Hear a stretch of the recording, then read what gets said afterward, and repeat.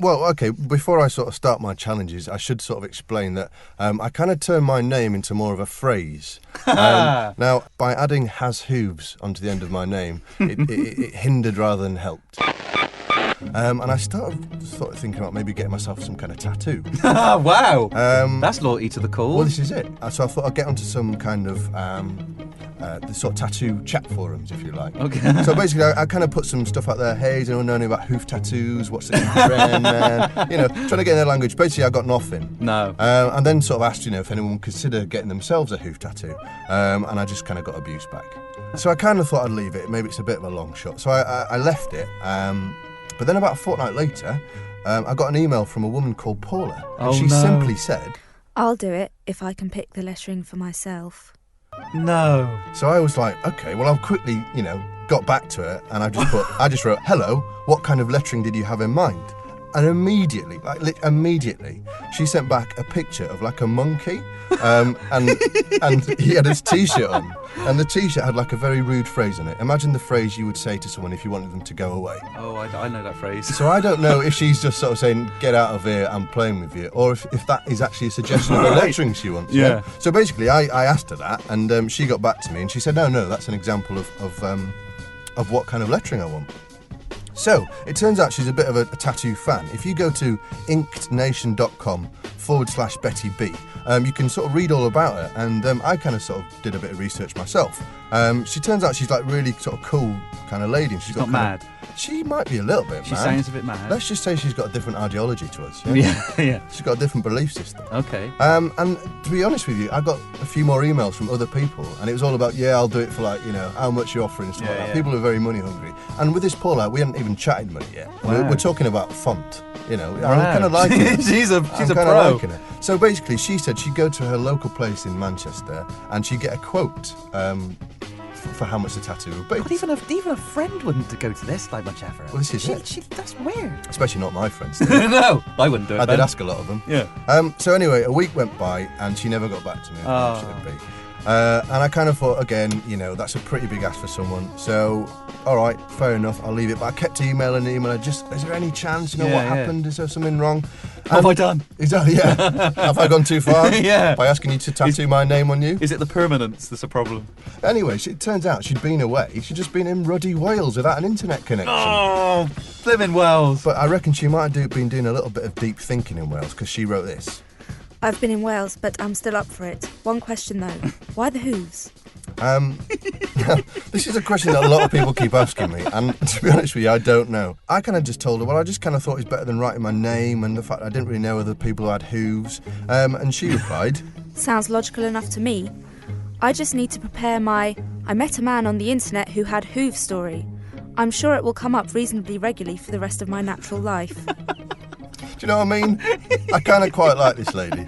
She's amazing. So anyway, I send her the money, and how much was it? It's £50. £50 in budget. So a week later, I get another email back saying this. I have several names tattooed on my body.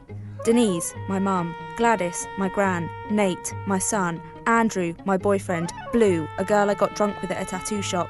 And Elvis Presley, on my ass. But you, Ben Harris, you are the only one with hooves. Oh, there she my blows. God. That is amazing. She sent me about 12 sort of pictures of... You can't fake that. No way. That redness is there. Oh, my God. And that's from the start, so she literally But goes that's through the from her whole leg. process. Yeah. So it's not as if she's had it done like the size of Under a grain her of, arm. or the size of a No. grain of sand. We're talking sort of 9 inches. There's people I know who are like, they've found their soulmate and they still wouldn't have their soulmate's name on their thigh. So that's the end of my challenges, pal.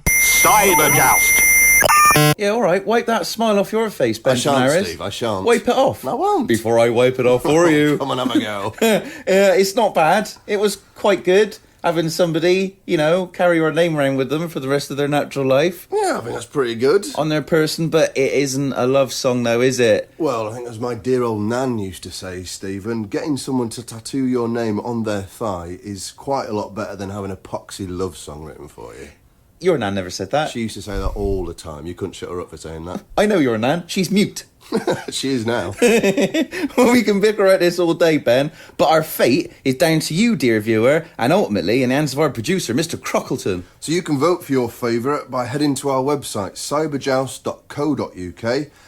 Click on the one you like best. You could go for love song, but I think clearly Love go song. for tattoo. Love song. The old tattoo. And Mr. Crockleton, as Stephen quite rightly said, he will tally up the votes and declare the winner on next week's show. On the site, you can also take a look at all the other things we tried for this challenge didn't quite make it onto the show. They're still good. It's still worth looking at. You'll also see the full version of Stephen Allen Yorke. You make my life complete. Extra content. Yum, yum.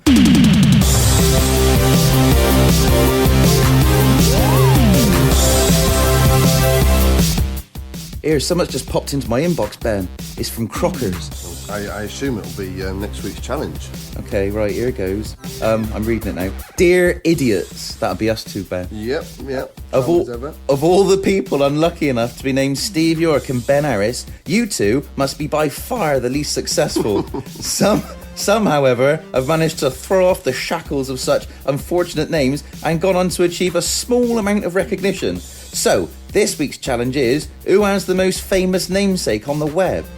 Right, okay, so basically what he's asking us to do is, can you find an impressively famous Steve Yorke? Yes. Or can I find an even better Ben Harris? No, I doubt it.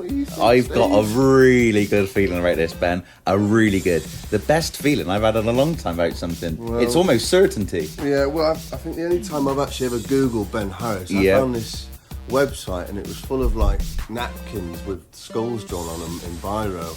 Full of them it was. That's the thing about the Harrises, they're always a bit strange, aren't they? Well, you know what they say, one man's art is another man's napkins. They're doing it again, making up phrases that people say. My granddad used to say that all the time.